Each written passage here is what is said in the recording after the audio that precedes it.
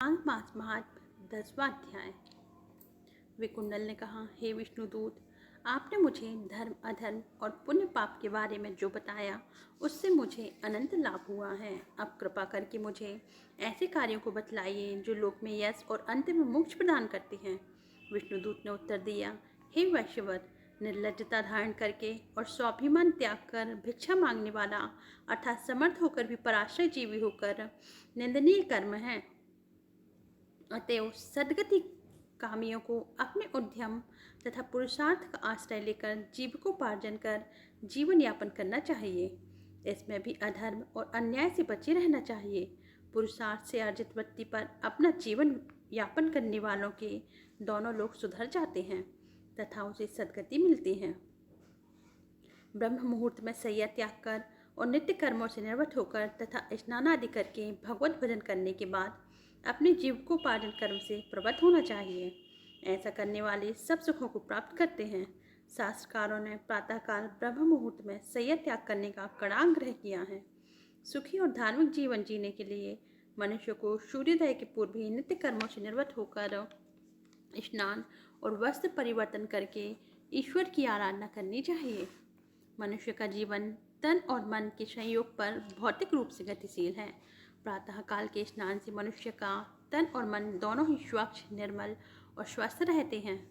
जो मनुष्य बिना स्नान किए और ईश्वर का ध्यान किए बिना खाने पीने में जुट जाते हैं, वे क्रियाभ्रष्ट जीवन जीते हैं। आसुरी जीवन जीने वाले ऐसे व्यक्ति नाना व्याधियों के शिकार होकर संसार में भी दुखी रहते हैं और मृत्यु के बाद घोर नरकों में भयानक दुख भोगते हैं। विष्णुदत्त ने आगे कहा, हे मित्र, प्रत्येक व्यक्ति को प्रतिदिन स्नान तो करना ही चाहिए। माघ मास में तो पूरे विधि विधान से करना चाहिए माघ स्नान। जो मनुष्य माघ स्नान कर स्वर्ण, वस्त्र, मिष्ठान, तेल, गुड़ इत्यादि दान करते हैं, वे समस्त सांसारिक सुख भोगकर शरीर त्याग के पश्चात विष्णु लोक को प्राप्त करते हैं। इसके विपरीत ऐसे व्यक्ति जो माघ स्नान के पश्चात कोई दान नहीं करते हैं, वे इस लोक में सुखों और यश से वंचित रहते हैं और परलोक में भी दुखी रहते हैं। उन्हें मृत्यु के बाद भी सदगति प्राप्त नहीं होती।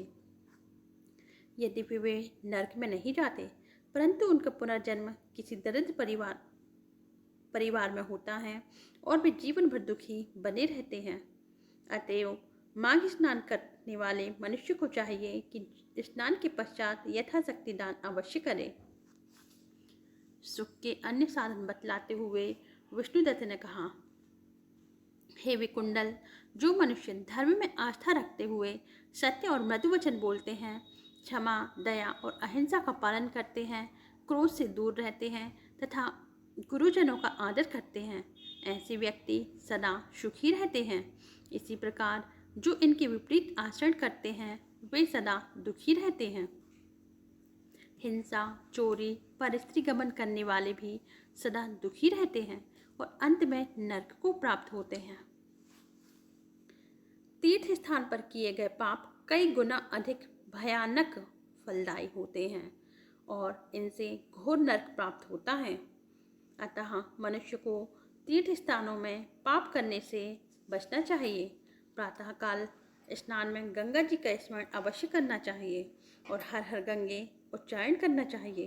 गंगा जी का नाम और ध्यान मात्र ही अनेक पापों का शमन कर देता है, जबकि गंगा जी में श्रद्धापूर्वक किया गया स्नान तो अनिवार्य रूप में मोक्ष प्रदायक है ही। देवदूत ने परस्त्री गमन को महापाप बतलाते हुए कहा, हे मित्र, दूसरों की माता और बहनों को सदैव अपनी माता बहनों के समान समझना चाहिए। जो मनुष्य संसार की सभी स्त्रियों के प्रति माता, भगिनी तथा पुत्री भाव रखते हैं, वे यम यातना से मुक्त रहते हैं। इसी प्रकार माता पिता तथा गुरुजनों की सेवा करने वाले भी दोनों लोकों में सुख प्राप्त करते हैं। जो स्त्रियां अपने शील और धर्म का पालन करती हैं, वे भी दोनों लोकों में सुख प्राप्त करती हैं।